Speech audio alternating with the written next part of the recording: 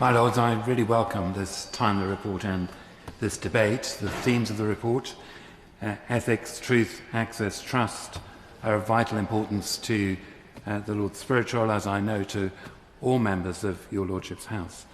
My colleague, the Bishop of Leeds, was part of the committee which produced this report, and he sends his apologies that he's unable to be in the chamber today.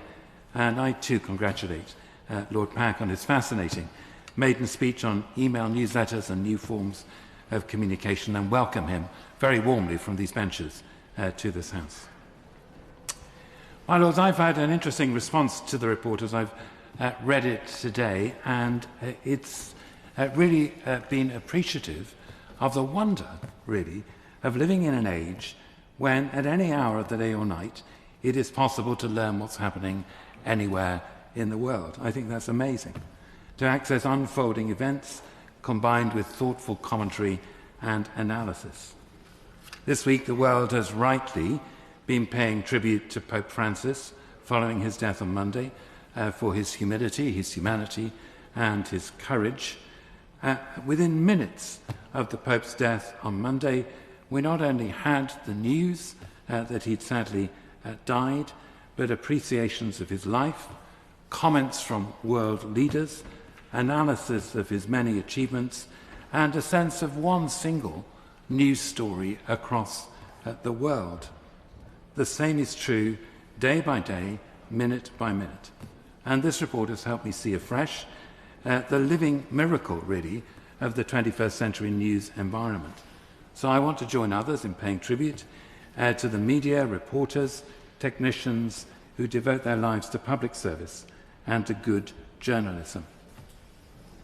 The report is, of course, right that the news ecology is evolving and needs tending carefully by government and by others. And I would like to stress, if I may, three of the recommendations as particularly vital and important. The first is the importance, as others have said, of nurturing and supporting the local alongside the global, essential for building resilience, participation and cohesion in communities. And I particularly draw attention to the importance of local radio. I welcome the government's response and the news of the forthcoming local media strategy, and I too would like to ask the Minister when that strategy might be available, and will it help in particular to arrest the decline in BBC local services, which we've seen in recent years. The second is to highlight recommendation 14, the suggested development by the BBC of a public interest generative AI tool in partnership with others to access reliable and authoritative information. This would be a really historic and strategic development to ensure a trusted source for the deployment of generative AI as a complement to commercial and multinational services. It's been suggested by other bodies. This recommendation does not feature in the government's response, and I wonder if the Minister would offer a comment. The third is to underscore the vital importance of building media literacy among every section of the population, not only the young, as the news media changes and evolves in recommendation 37.4. It was good to see the government's very full response to this recommendation through a number of different strands. Can I also ask the Minister to offer an update on the progress of the media literacy review and also the place of media literacy in the school's curriculum and assessment review?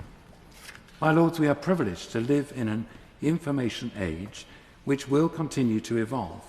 We need government to remain vigilant in cultivating this news ecology and diligent in equipping all citizens to navigate this world well. I welcome this report.